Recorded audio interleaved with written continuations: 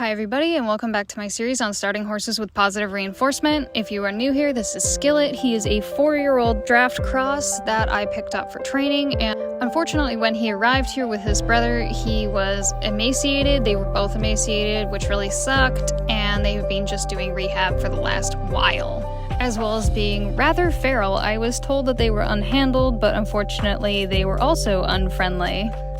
But that is changing very quickly. So if you saw my last video, you'll have noticed that they moved to a friend of mine who is a little closer than the other property they were at, and there is a vlog on that if you want to go check that out. But just in the last month or so, Skillet has started accepting food directly from my hands, accepted me touching his face, and has actually taken a liking to the grain that I'm offering, which is fantastic, even though it's mostly hay pellets. But neither of them have ever eaten grain, so I will take what I can get. For right now, I'm just focusing on beginning his halter training and beginning the steps of building a solid and positive relationship with work, where he is an active participant in his own learning. So far, I've been pretty happy with our progress, just because he is actively choosing to engage with me. He's coming up to me in the field, and he could easily just leave, like the gate is open. One of the most interesting aspects of using force-free training methods is realizing that when you leave the gate open, when you give them that choice, they tend to choose to come back a lot faster, and they tend to feel a lot safer with you because they always know that they can leave a situation that might be uncomfortable or scary. For the longest time, Skillet really wasn't very comfortable with me standing up. Neither of them really were.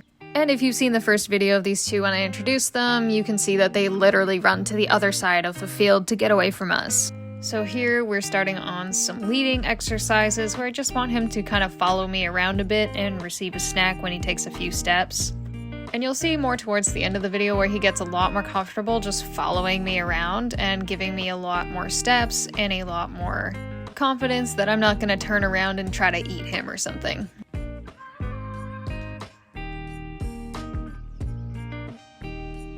Being able to take this kind of approach with a brand new horse has been really interesting, especially since the last horse that I had where I could do anything I wanted and train however I wanted was Torrent, and we did a lot of trial and error in figuring out how to do positive reinforcement and how to create a force-free relationship.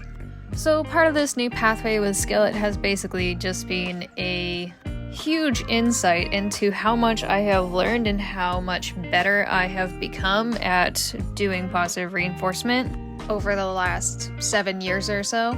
And I'm partially saying all this because if you follow me on TikTok, I get a lot of comments and things about how cool my horse is and like all the stuff he can do, because he does a lot of really cool stuff, and I think that a lot of people are just seeing the end product and not all of the trial and error and struggle that it took to get there. Because in the process of learning how to use positive reinforcement and learning the mindsets behind it, I also had to do a lot of inner healing and inner work to get there.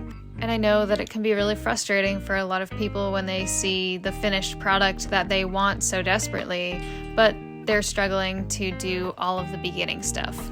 Which is part of why I wanted to start this series, because it really highlights that things have to move at a very slow pace and the pace that the horse is comfortable with, especially in the beginning stages, or if you're unlearning negative reinforcement. And I'd like to make that first step more accessible to everyone. I think Skillet is the perfect example because he's unhandled, because he's still quite scared of me. He's only just beginning to develop the ideas behind the power of suggestion. So for me as a trainer, I need to teach him every last step of the way to create that curiosity and confidence and comfort. Whereas with Torrent, it's a lot easier for me to just screw around and he'll just kind of do stuff to see what happens. So for Skillet, he's not offering me behaviors in the same way. Like you just saw there, he got a little overwhelmed. But I find a very interesting facet of positive reinforcement is focusing on the recovery time. Rather than punishing the horse for being afraid, I'm rewarding the horse for recovering from being scared. And this is a key way of creating curiosity, because I want to create a curious horse that feels confident and safe to investigate and learn new things.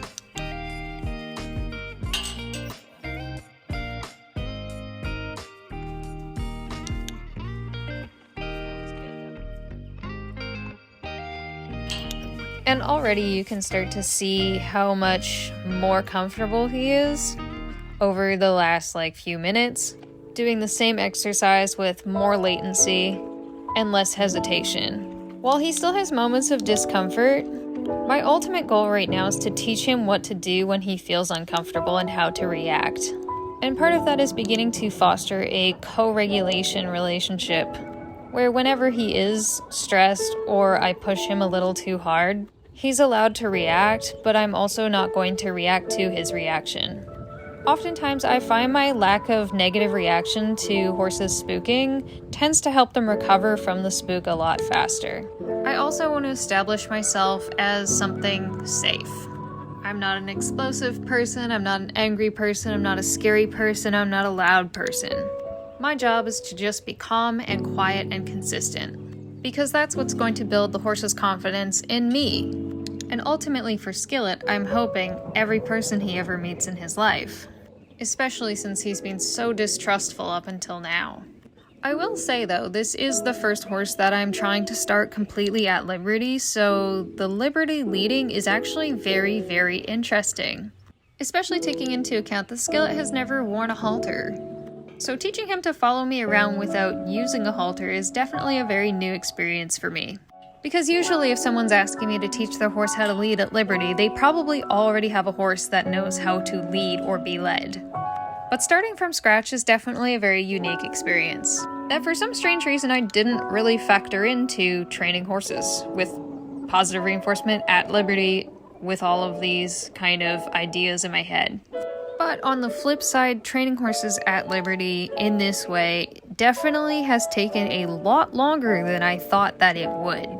Which is why I can see a lot of people saying things like, oh, why don't you just rope him? Why don't you just chase him around the round pen until he gives up, etc., etc., etc.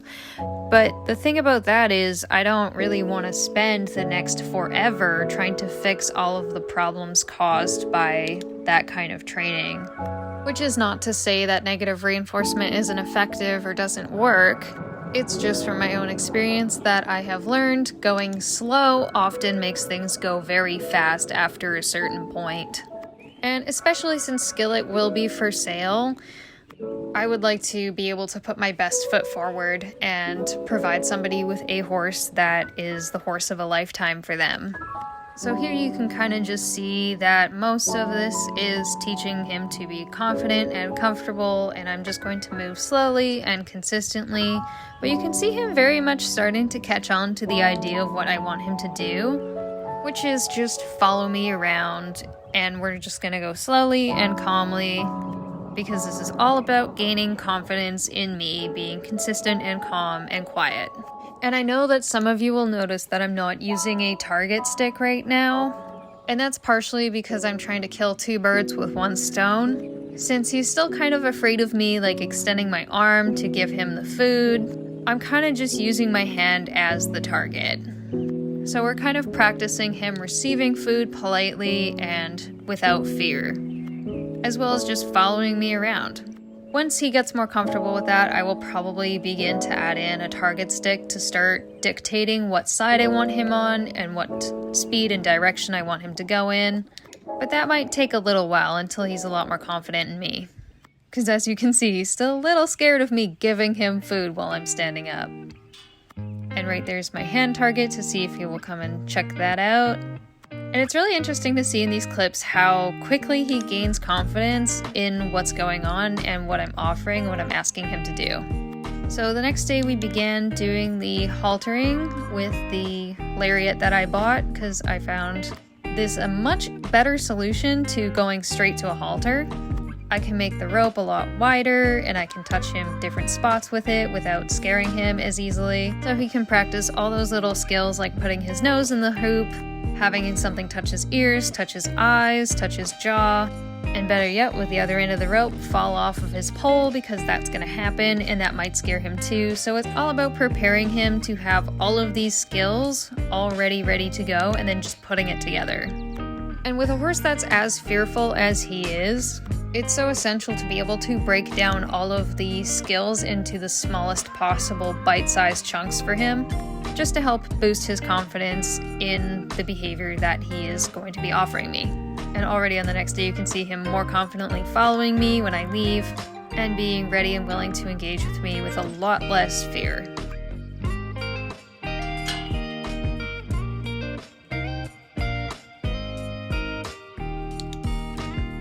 And I know that I have the posture of a literal gremlin, but I am trying to kind of make my body a little bit smaller so that I look less threatening to him, because I do use body language quite a lot to cue behaviors or cue certain things, at least with Torin. And I know that maybe not everybody does that, but when starting very feral horses, I find that this kind of helps. Because horses view directness and certain movements and certain behaviors as predatory and therefore scary, and I want to not be that.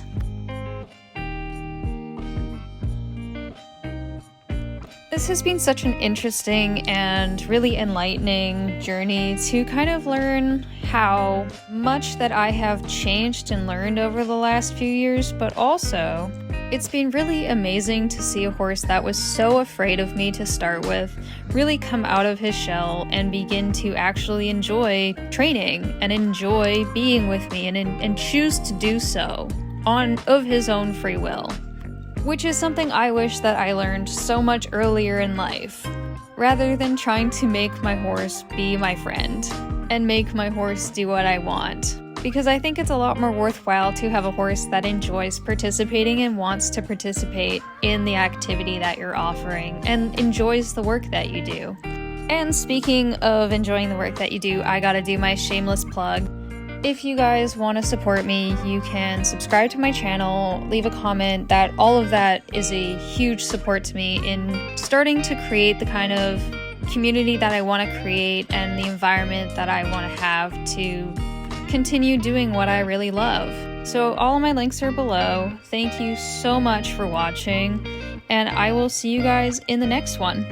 Bye!